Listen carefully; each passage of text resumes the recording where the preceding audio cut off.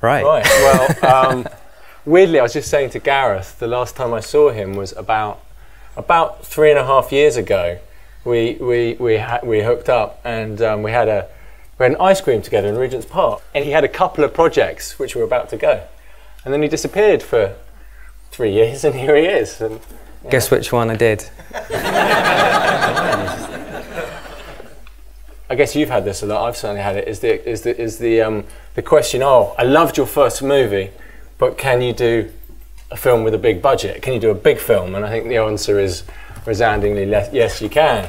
But I think it's interesting that big films they come with a lot of things that make it a lot easier and a lot of things that make it a lot harder. So maybe you can elaborate on each.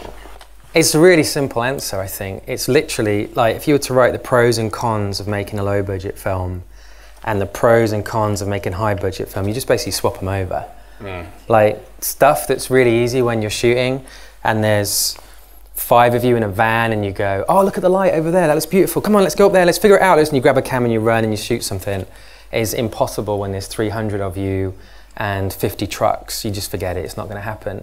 And in things that are impossible when you've got no money, like I can't close a street, I can't turn a car upside down, is like a piece of cake when you've got like a Hollywood budget. They excel at closing streets and flipping cars and smoke and rain machines and all sorts. So yeah, it's just literally flip 'em. The only thing that stays the same is trying to make a 2-hour story that kind of works, that you know, hopefully entertains people, or pulls them in. And just on, I was reading the production notes, just on a technical issue, can you tell us, I read you had 7 units? Did I?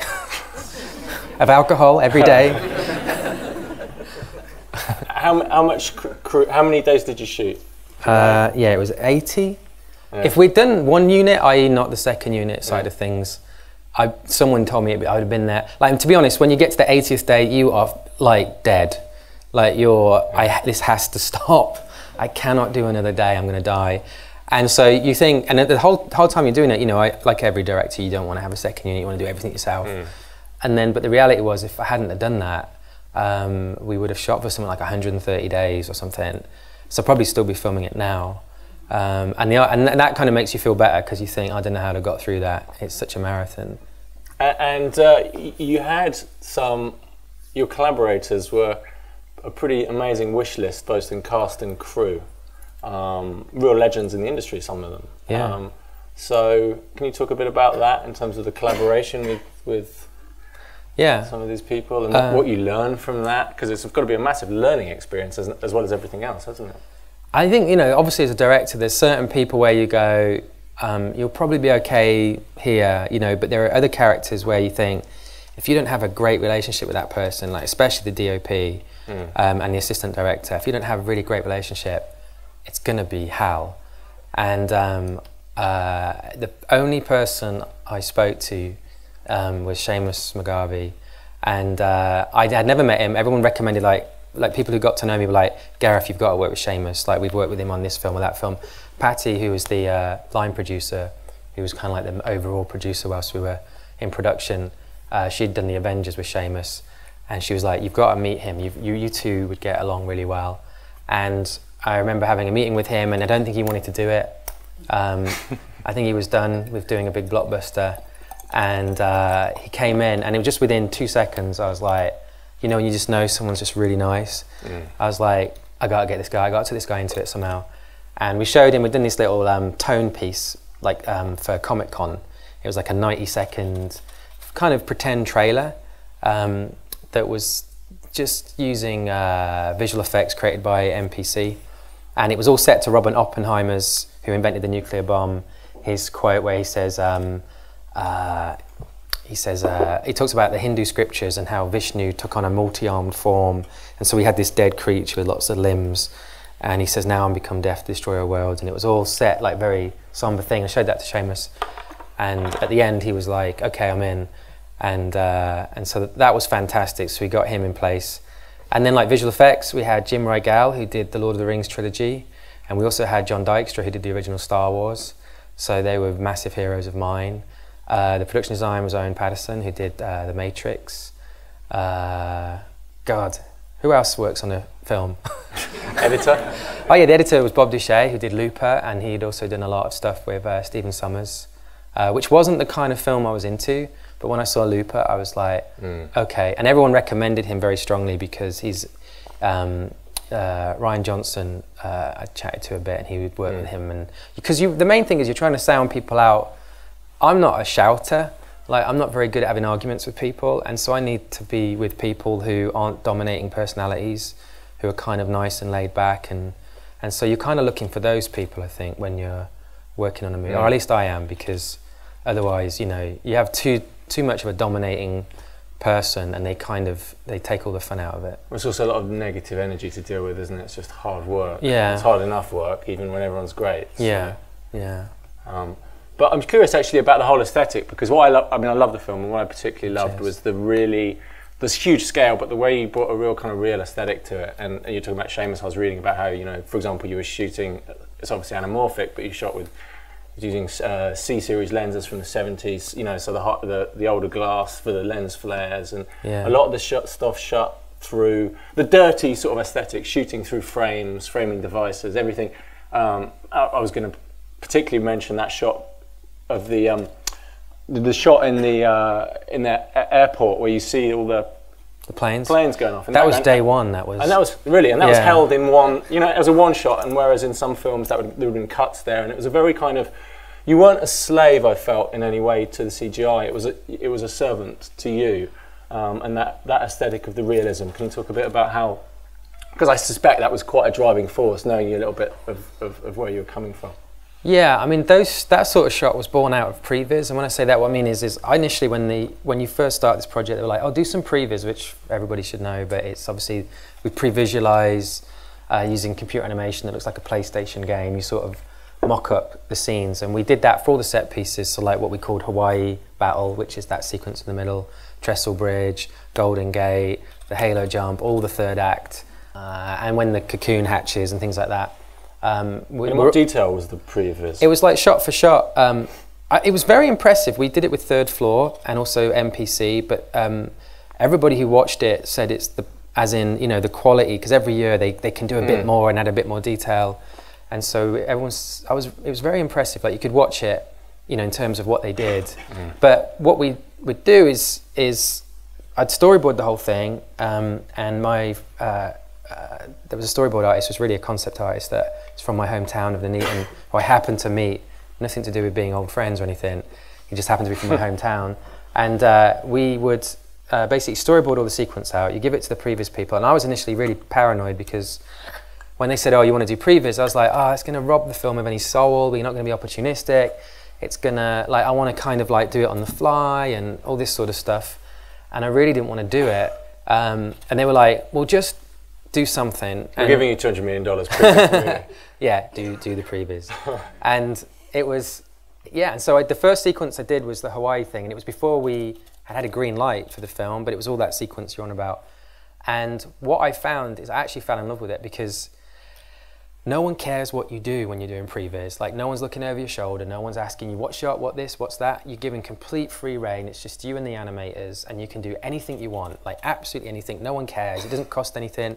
To do something in an airport costs the same as to do it, you know, in a tiny room. You've got to still build things and animate them.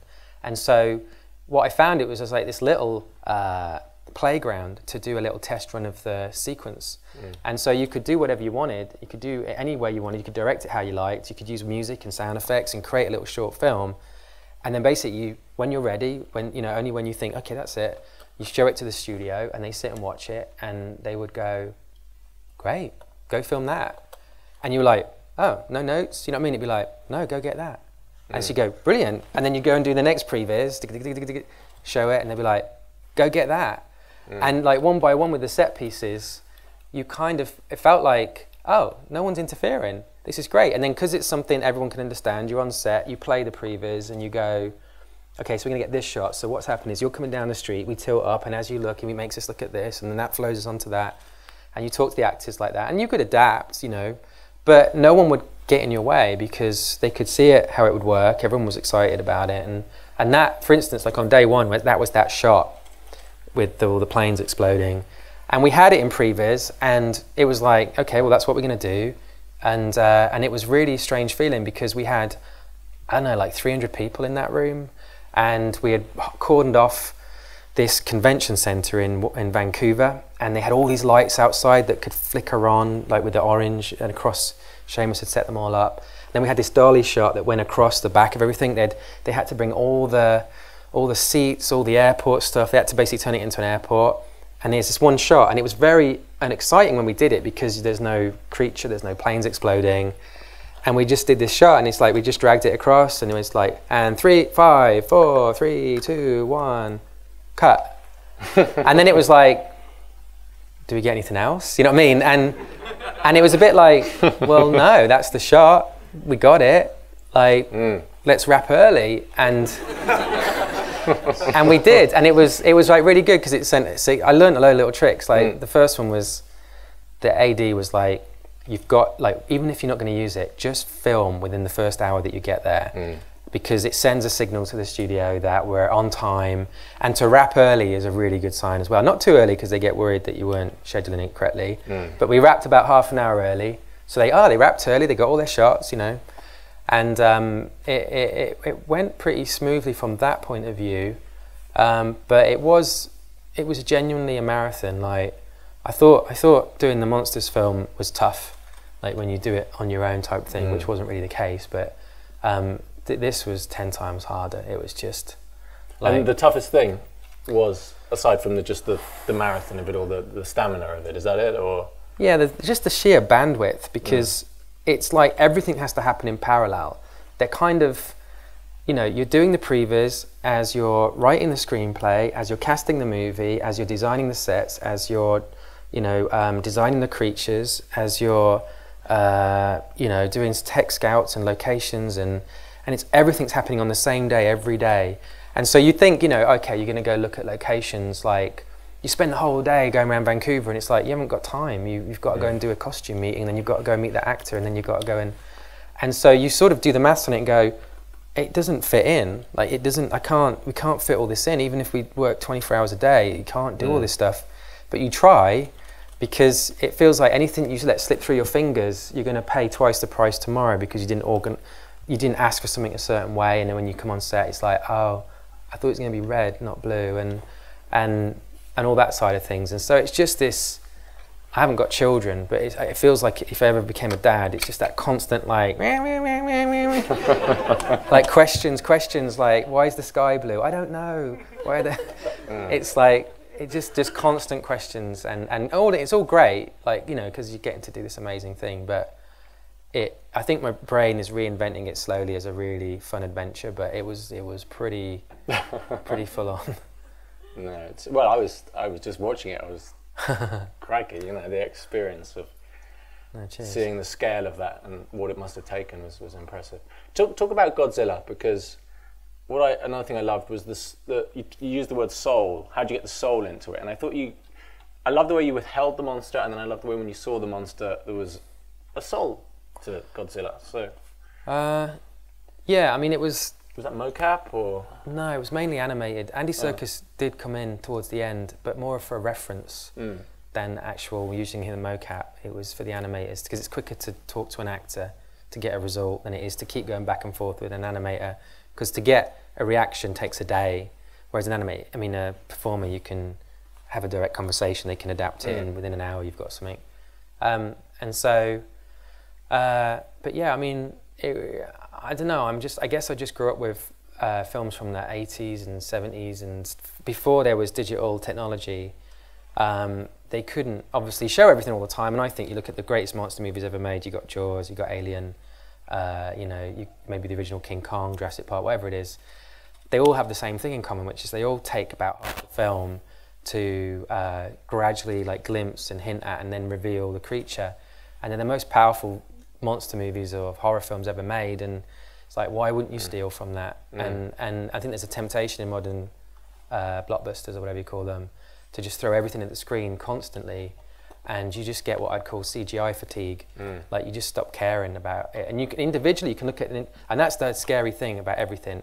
is you go, and I won't name any films because I'm sure we're guilty of this as well, but you watch a certain movie and you look through the art of book and you look at each individual image and you go, that's amazing, that's just beautiful, that's one of the best things I've ever seen. You turn the page, oh, that's amazing, that's amazing. And then you think, why didn't I feel that when I saw the movie? Like, why, these came at me so fast and so often that it sort of plateaus, like it peaks and then just plateaus and it has no meaning anymore. And so what we was trying to do in all the set piecey stuff was always trying to find a way of resetting, like, you know, if there's a really, like you reach that point where you can't go any further, like try and find something silent or quiet or a new perspective that suddenly allows you to reset and you can build again. And so it was all about that really, just trying to dial that into it. And talk about sound a bit more, because well, the Raw, which was awesome. Go and do it. I need it. You can actually do anything you want. You can go, and as long as at the end you go, well, and the silence as well. The use of the incredibly loud and silent, the halo dive, all of that sort of stuff. I thought that was incredibly well calibrated in terms of the journey in which you were on, and so that there's a musicality to it as there is to an edit, isn't there? In terms of the rise and build of tension and suspense through sound. Yeah, and it's a cheap trick, but it's like if you're about to have something loud, try and go as quiet as you can just before the loud thing. Like for instance, I know like the beginning with the atomic blast, you cut to the palm trees, and the idea is like you just hear the like of the wind, and it's quiet, so that when it hits, it's like, and the same with like Godzilla's about to do his big roar at the end, like we go silent, and and Alexander, who did the score, thank God, you know, he understood all this, and he put in like where it could have been like dan dan dan dan dan Godzilla. It's just like this piano just goes boom, boom, and as soon as he sort of did that, it was like, right, let's get out of the way of that, like complete silence, and just let that piano. Because what happens is everybody, and this is the big problem with the mix, is that the music's doing its thing and it's doing this, which is on its own is like fantastic. The dialogue's doing this, the audio's doing this, and then you put them all together and everything ends up, there's never a moment where something's not at the top, and it's just a mess. And so when you first put everything together, you're like, oh no, we're doing that, we're committing that crime that I hate in films, where it's just a full assault on the senses too much. So the whole process becomes, let's go silent here, let's drop the music there. So you got that, you know, you've got that kind of contrast and fluctuation. Otherwise, I think it just, yeah. And is that a battle? Because, you know, it's not, I think it's controversial to say that the Hollywood thing is more, whereas sometimes less is more. Is that something that you have to negotiate quite hard, or people get it, or you're just fortunate? I don't know. I mean, I honestly never had any arguments or debates over like, could we have some silence? I mean, because a lot of the people, they're all our age group slightly, and they grew up with the same films. Like Thomas, who produced this movie, his favourite movie's Jaws. So you can reference things like that and show examples of like, do you remember that moment when this happened and you didn't see anything, and then you suddenly had that thing, and so everybody, I feel, this is what was surprising, because I was expecting to get like destroyed doing a film like this, and what surprised me is that they do want it to be different. They do want it to be as unique as possible, and they just want it to work as well.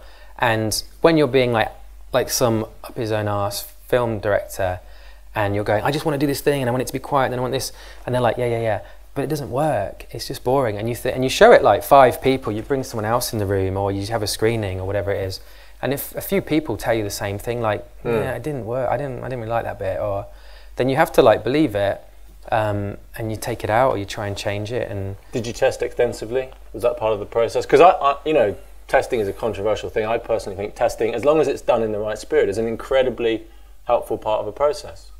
Yeah, we didn't do a test thing like you go into a regular cinema with. It was friends and family. Yeah, no, so, absolutely. Yeah, and it's sort of it's a sort of more collegiate feedback, people that you trust. Yeah, and it is painful reading those cards. You give everyone a card, obviously, and they can write whatever they want, and it's all anonymous. And you go through them all, and you have to do it on a day where you're like, you have to take some time out and go, okay, I'm going to read it now. And you're like, ow, yeah. And some of them you're like, yeah, you're right, yeah, Well, when you get a pattern, you know you're in trouble, right? But it's really useful. Better to find out then than to rereading it in the newspapers in every single review. And inevitably things like that are going to happen. But it's like, yeah, I think you don't want it. Nobody wants anyone to tell them that something's no good or not working. But if it isn't, it's best before it's too late. When you can still fix it. Yeah. I'm going to open it to the floor in a second. I just ask one more question. 3D. Where do you, the whole 3D? I am in 3D, yes. You certainly are. Brilliant. Where do you stand on the whole 3D? We shot this in 2D, so we had Arri Alexas, and our goal always was make the best 2D film possible. That's how it felt like if it went beyond the cinema, that's how it'd live on a shelf. And so just make the best 2D film possible. But when it was done, there was obviously it wanted to be released in 3D. So you give it to the stereo guys, and it was like, right, let's now turn this into the best 3D film we can. Did they show it in 2D here? Was it 3D? Oh, cool. And so I kind of sat then, and I was like, I'm not bothered about this 3D thing, and sat down in all the reviews, and then one shot at a time it'd start coming in, and you'd go, oh, that looks cool. Oh, that's all right. And then what I found was really interesting is, like any film, there's all these shots in the movie that you have to grab, and they're just like what I would feel like the blandest shots in the film, where they feel flat, there's no depth, you didn't get time to really light it properly, there's no depth of field, camera movement's not that special. In 3D they look really good. And because suddenly you've got this depth cues, and I mean for me, like I hated the shot, like there's a shot where it cuts to the zip drive, the camera's just going over the family photo and the zip drive, and it goes up and it finds Ken, and they're looking at this graph thing, they're doing their sort of science babble thing, and the camera's floating, and I used to hate that. I feel like it was like really embarrassingly like quickly done. And then when it was in 3D, it had all this nice depth, you could see the wires, and it was like, oh, that's quite cinematic now. And so I kind of grew to love it, and I think the best experience of this film is, we did the IMAX thing, and got to see it in IMAX 3D, and I really fell for it. It's not for everybody, and I don't know if it'd be for another film, but for this one, I think it worked. As you say, the depth inwards is incredibly powerful. Right? Yeah. I didn't think it was. No, I didn't think it was. It can be gimmicky, but it didn't feel that at all. There's the strobing problem, I think, which they can't really do much about. But when you pan across things, you can sometimes get that. And IMAX is, because it uses two projectors, like instead of the one, it blends better, so that movement is smoother. So I think that's probably, it has a slightly upper hand. Yeah. Cool. Well, should we ask some questions? I think there are some microphones going around. So. Hey, how you doing? Sorry, the mic. Is it? It's okay. Beautiful use of camera. I thought your camera movement, sometimes sleight of hand, something beautiful, fantastic. Interesting thing you said about previs, having that moment to plan it. Other than the previs bits, can you think of any examples when you were on set, when you were kind of up against it? I guess, when everything's against the wall, when you've only got, an hour or so to shoot, and you go into yourself and you think, right, what's the bloody camera there? Were there any moments when you can remember having to kind of go right back to that Gareth right in my head and just, and when that worked? When you didn't have that previs and all the kind of pre-production to help you? Yeah, I mean, honestly, the previs was only for the big set piece stuff, and in terms of the drama or whatever you want to call the other rest of the film, there was plenty of times where you're up against it. Like for instance, I don't know what's a good example. It's quite a simple shot, but it ended up in the trailer, and it's funny because people respond to things where they go, "Oh, I really like that line," and you go, "Really?" But that was a real compromise because we had like 20 minutes, and like we had been filming in that. A lot of it got cut out actually, but we've been filming in what we call TAC Ops, which is that kind of hilltop overlook in San Francisco, and we had a scene to do where it ends with Ken Watanabe saying, "Let them fight," and it was like, oh, he's got to walk out, he's got to do this thing, and the sun was going down, and it was like, right, you've literally got like 15 minutes or something, and so with Seamus it's like, okay, quick, right, we're going to go here, it's just one shot, we're going to keep going in, he comes out, we walk up to him, we just keep pushing all the way up to a close-up, and he says the line, and it was like that simple. No, it was not very imaginative, but that's the kind of thing. And then we set it all up and we were ready, but then the light wasn't perfect, so we had to wait, because we knew there was only going to be one moment where it looked the best, and we did the shot. And I remember going home and being like, oh, yeah, we screwed that up, you know, it's a shame. And then there's marketing are like, oh, let's use that bit, and I'm like, really, you know, and yeah, we use that line. It's like, really, and that's the problem. I think you bring so much baggage because you know what you were trying to do at some point, and you had to compromise and do something less or maybe better because it was less. But there was plenty of situations like that. For instance, we did the film, we edited it, and then we had a pickup shoot, which was about a week's worth of photography. And in the pickup shoot, there was an opportunity to be more organic with the filming and a little bit more like what we did on Monsters. And I was determined to do at least one scene like that in the film. And so it's the bit where the family at the beginning, when you first meet the family and they got the cake, and they starts saying, it's like, that's you, that's me, or whatever he says, and then he tucks him into bed. And for that, it was like, right, no dialogue, we're not writing anything. We did write something, but we never used it. And then it was like, okay, let's make a cake, let's have the kid, let's have them, just film them for 40 minutes. And we shot it very much like a documentary. And like not knowing if we, like what we were gonna get or what we were after, it's just like trying to find realistic little moments. And you sort of do it and keep doing it until you feel like you've got about 6 of them. And then you stop, and then in the edit you put all those 6 together and try and make them feel like they're the same moment. And that bit I felt worked really well, and that was a completely different, like, organic approach. It wasn't in any way scripted, and I feel like ultimately if I get to making a film, I'd love to combine that approach with the more Hollywood thing. And because I was always paranoid up until like the last day before we filmed. I'd always grown up watching Spielberg, Kubrick, or whatever it is, you know, Scorsese or whatever, and it's got like these very stable shots that are all gracefully choreographed. And I'd done Monsters with this handheld thing, and I was like, and I wanted to go, like, I knew the handheld thing was going to cause me trouble because, you know, you got the crew, you can't be organic, you can't be that opportunistic. So it's like, but if we do everything stable, I'm going to lose that realism a little bit. And so Seamus was the one who was like, kept telling me, like, do both, just do both. Like, it's not a problem. And I was like, yeah, but it'll cut really weird. It'll look like schizophrenic stylistically. He's like, no, just do it. And then after a while, it was not wasn't one scene's handheld, the other one's stable. It was like, it's a shot by shot decision. And it kind of worked. I don't think it's that jarring in terms of why is it stable now? Why is it all handheld now? So we kind of mixed and matched a bit. Sure. Yeah. So Nathan Williams, we worked together on Horizon. We destroyed a little bit of Seattle. Yes. Do you recognise some shots? Oh yeah.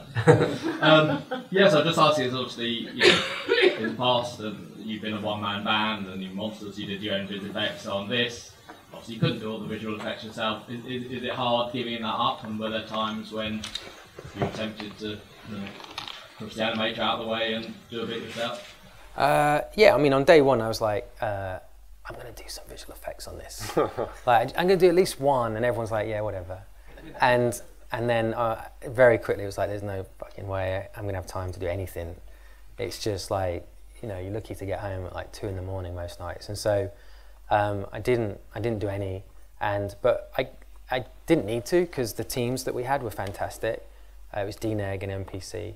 But what I did do maybe was annoy the crap out of them by doing what we call paintovers. And Shannon, my assistant somewhere, she actually got a sign above her desk saying, I hate paintovers.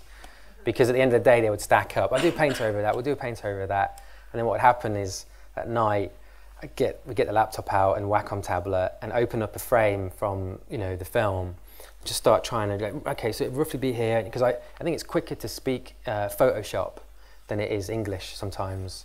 Because you can say a lot more, a lot quickly, and you can experiment and go darker, lighter. And then you go, and then you email it to whoever and say, make it look like that. The problem is, sometimes, like, you do this shitty little quick sketch, and that'll do, cut things out, there you go, make it look like that, and send it, and literally it'd come back just like that. And you'd be like, no, not literally like that, because that's rubbish. Make it look much better than, and all that sort of thing. And so the skill set, whatever that was, in Photoshop was a really useful I found it's a tool that I'll keep using. I think hopefully it's faster than words sometimes. So like especially with creature design and all the other imagery stuff that's in the movie. I was reading that you did in the production notes. It said with Seamus, a lot of the backgrounds, you know, traditionally people like nice, clean green screen backgrounds, and you shot a lot. You wanted the blacks to match up with his photography, and you wanted the layers and the smoke. So how did that work with the VFX teams? Was that all? Yeah, I mean the trestle bridge sequence. You know when they're on that bridge at night. That's not green screen. We shot again. We were in a studio for the bridge bit. That was the irony of that, is that the tunnel, you know, when he walks up to the tunnel and he's on his own, he hears the sound. That is a real place on Vancouver Island, and it was really hard to get to. It was a real train with real missiles in the middle of the night on a mountain. And if you walk to the back of the train and just keep walking for 2 minutes, there's this amazing trestle bridge, like amazing. That's why we went there. But we couldn't film on it because we couldn't get a cable. Like, you know, there's all these stupid things like, well, we can't park a truck down there. We need 300 trucks, and then we need 50,000 cables. And sometimes I would joke, you know, like you felt like the cable's more important than the movie, you know. Like you go past the trailers and there'd be Bryan Cranston and Juliette Binoche, and you'd be like, where are the cables? Like they have their own trailer. Like we've got to look after the cables. It's really important. And so the cables, we couldn't get cables there. They would refuse to go. It wasn't in their contract. And so we had to build the trestle bridge from scratch in the studio, and just the top of it. But we shot it all against black with smoke, so it wasn't green screen. And I think it made life a little bit difficult because I had to rotoscope around everything. But I think the result's a lot better because I'm a stickler for, I really feel like if there was a little game you could play where you watch movies and you have to go green screen, rotoscoping, green screen, rotoscoping, I think I'd do all right. Like, I think it's one of my little pet hates is you can tell green screen. It just, a lot of people don't notice, but I really feel like you can tell the difference. And I like shooting in a real environment and then cutting around the people, even though it's a lot more painful for the VFX companies. But the final result always looks better, and I think they know that, and so they're good with doing it that way. No, it was very layered. I mean, particularly when you looked at that whole section in San Francisco, where you've created. Did you create like a 3D image of the city? Is that what you? Yeah, they went to San Francisco in a helicopter, and they did loads of things, but they flew around in a helicopter and just photographed the crap out of it, and then projected all that onto 3D models. And we had a particular area because we knew we couldn't build and destroy and keep building and destroying anything we wanted. So we had an area which is called the Sand Pit. And it was just this area within San Francisco where we knew most of the fight had to happen, because then it wouldn't, you know, we could create that environment and they could do whatever they wanted. And even if we had we did lots of cheats, obviously, if you tried to line this up with the real, I used to mock Bob Deshay, who was the editor. I used to mock him because they did The Mummy 2. And I remember watching that in a theatre in London. And there's a shot where they show the city of London and it's completely wrong. Like they have St. Paul's next to Westminster, and then Tower Bridge, and it's just a complete fictional skyline because it can all fit in the same shot. And everybody in the cinema laughed when it came up. And I used to mock him about that. And then he took great pleasure throughout the movie mocking me because we kept put Transamerica back over there, put the building, and put the Golden Gate back here. And he's like, see, it's how it happens. You keep pushing and pulling, and you start, if you're from San Francisco, you're you can never run from there to there, and the Fisherman's Wharf's not there, it's over here. But I think you kind of get a bit of license. Yeah. Anyone else who's... Can you put up a hand? We can't really see. Yeah, over the gentleman over there.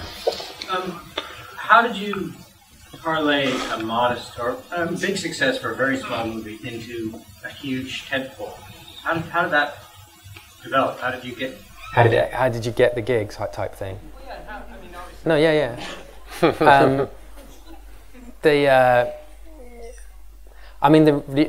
the one side of the answer, I don't know how to answer it, because I found that probably on day one, I never actually asked the producers, because it doesn't fill them with much confidence when you sit down and you go, so why did you hire me? and so I never really wanted to ask, but What did happen, which is I don't know anything about how Hollywood works, how, like, all I did with the previous thing was made this Monsters film. Beyond that, you know, you make a film, I don't know how film festivals work, I don't know how distribution really worked. You know, you learn as it happens, you kind of ask some questions, you get a rough idea, but I'm no expert. But what I was very lucky with in that did Monsters and got into a film festival, and it didn't get into Sundance and Berlin, it got rejected, but it got into South by Southwest. And then there was a guy in the audience that saw the film, and at the end he asked to meet me, and I met him the next day, and it was a complete fluke. He was in Austin because his mum's from there. He said I wanted to represent me as an agent. I was like, fine, and he was a really nice guy. And then he said, oh, by the way, my other clients are Quentin Tarantino and Tim Burton, and it's like, whoa. And then I went, he organised like 100 meetings. You go around all the studios, you meet everybody, and you think you're special. And then, but every time you sit down in that seat, and you've done these, right? Every time you sit down in the seat, it feels warm from like Duncan Jones or someone. and you know they're saying all the same things to everybody. And yeah, we must do a movie together. And you're like, yeah, when? Should we, like, what are you doing later? And none of them mean it really, but Legendary I had a meeting with, I really felt they meant it. And Thomas Tull, who was the owner, was like, he's like, don't do any more meetings. You're doing your next film with us. And I was like, okay. And I actually got a bit teary in that meeting and left. And then 3 or 4 months went by and I didn't hear from them. So I just thought, oh. And I got on with another project, which is the thing you were talking about. And then I got a phone call out of the blue from Thomas, and he said, I just asked some random question about television. I was like, why is he calling me? This is really strange. And at the end he said, oh, by the way, if there was a big franchise that was right up your street, would you be interested? I know you don't really want to do a Hollywood franchise thing. I think I'd said that in the meeting or something. And I was like, I'll take it back. And I was like, well, it depends what it was, you know, and hung up and thought that was weird. And then the agent called and I spoke to me and said, oh, Legendary have phoned, and they said, would you be interested in doing Godzilla? And it was literally like the connection's that's all that happened. There was no clever anything or any strategy.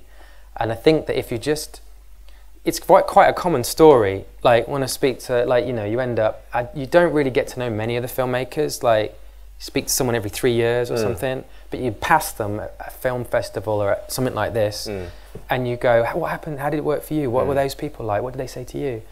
And you hear, like, I know I've been very lucky in the way it's worked with me, but, you know, all I can say is, like, you just make a film, the best film you can, and it just, whatever happens from that will happen. And no other studio would have done this. Like, genuinely, I know for a fact, this is because of Thomas, and he's just one of these ballsy guys who just bets on a horse and bets the whole farm. And I know, I went to many other meetings with many other, like, pretend conversations about films that never ever got another call about. And so Thomas is the reason, really.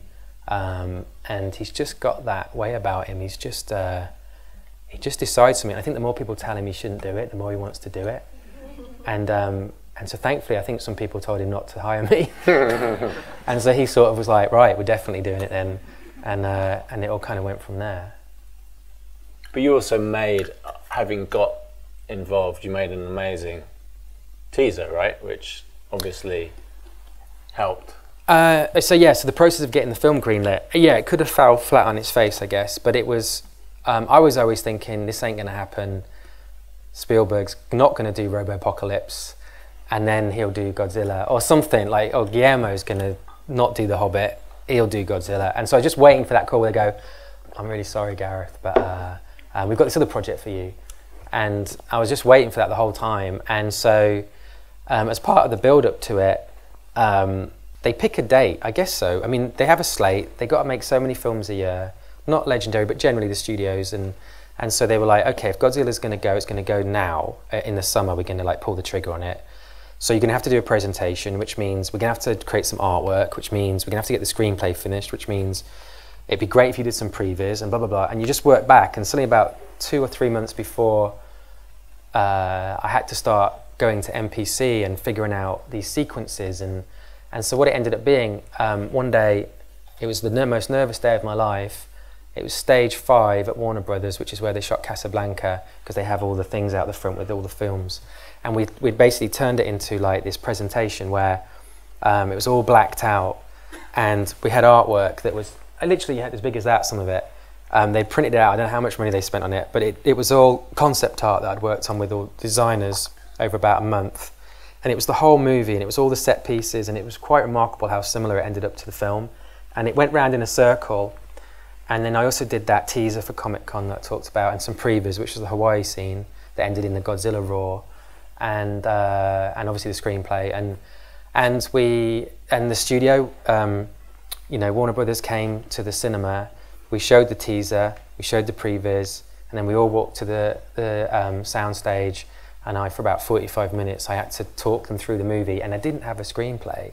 Like, we had something, but it wasn't like finessed. And so I was kind of like making leaps and trying to like brush over certain details, and got to the end, and I thought I'd totally screwed it up. Like, I got to the end and I thought, I've messed that up, it ain't happening, that's the end of my career type thing. And but there's something about the British accent that makes you sound really intelligent, and when you're not. And so everyone was like, oh no, it was fantastic, it was amazing, you were so articulate. And it was like, what? And so they went away and they were like, yeah, okay, we'll do it. And there was, I guess, a lot of nervousness about me. I'd be lying to say that there was like, nobody was nervous. But they surrounded me with all these great people that had done it many times. And, you know, it was more like, just day at a time, just keep trying to, you know, do something as good as you can, and hopefully nothing reports back that like, oh no, he's screwing it up. And so, you know, one by one, just the confidence grew, and until there was not much nerves anymore, and it was okay. But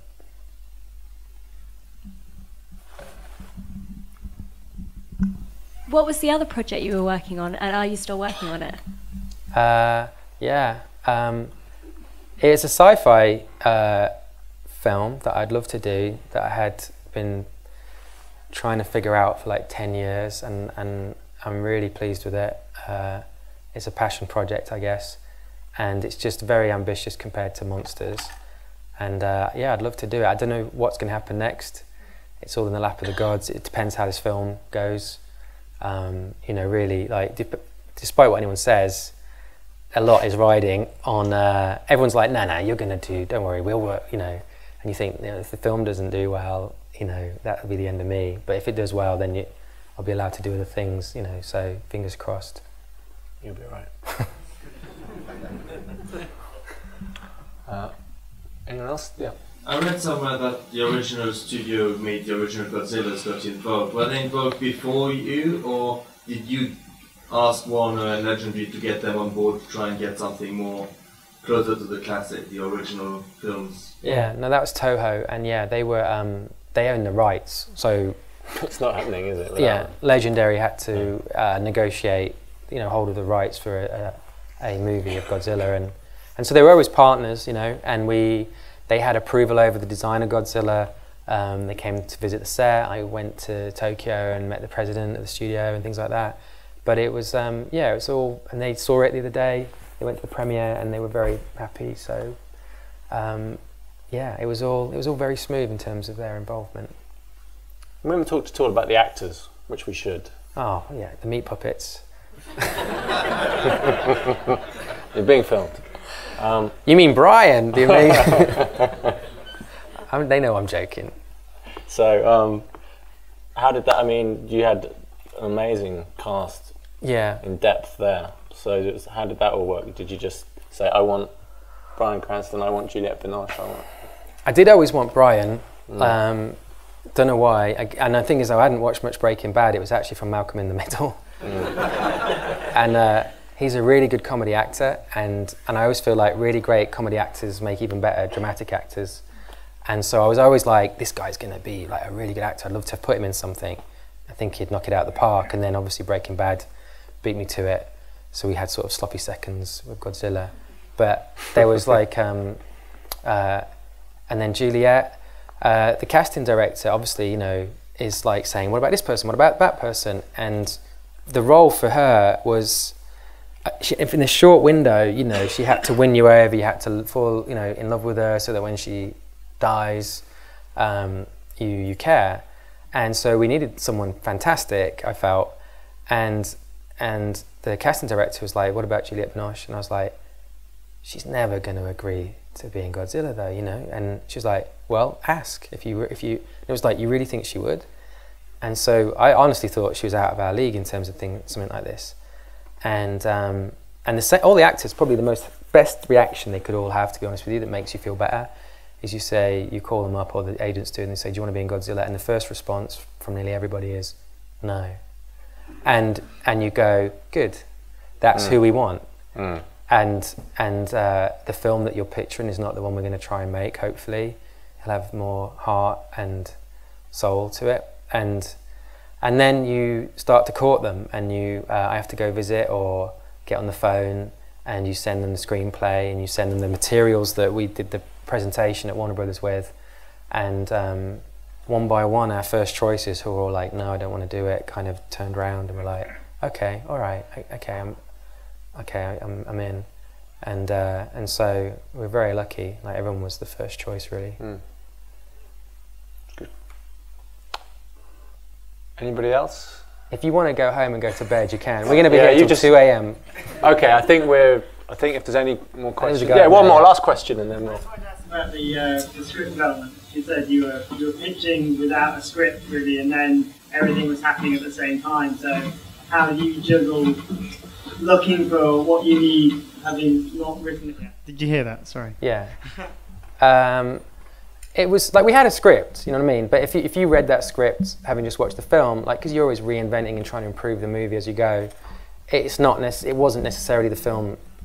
I think at one point Ford was it was a brother and sister, not a husband and wife, and it might have been when we were doing that presentation. But so it's always evolving, and I mean, you look at the pie chart of everything you've got to film, and you try and look for some safe areas which are not going to change no matter how the script evolves.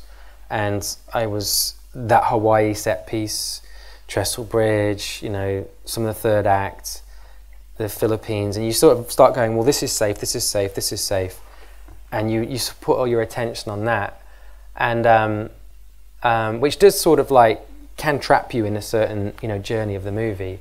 But I mean, one of my favourite moments was always you would get blueprints for a set. So like, I mean, God, the average set would cost hundreds of thousands of dollars. And I remember we hadn't built a set.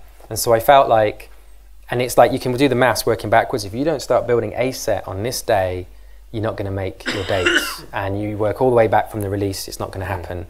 And so you knew that if we didn't build a set on that day, the film was, you know, there was a problem. And so you're coming up to that day, and there was a sequence that was one of my favourites, was the Trestle Bridge sequence in the movie.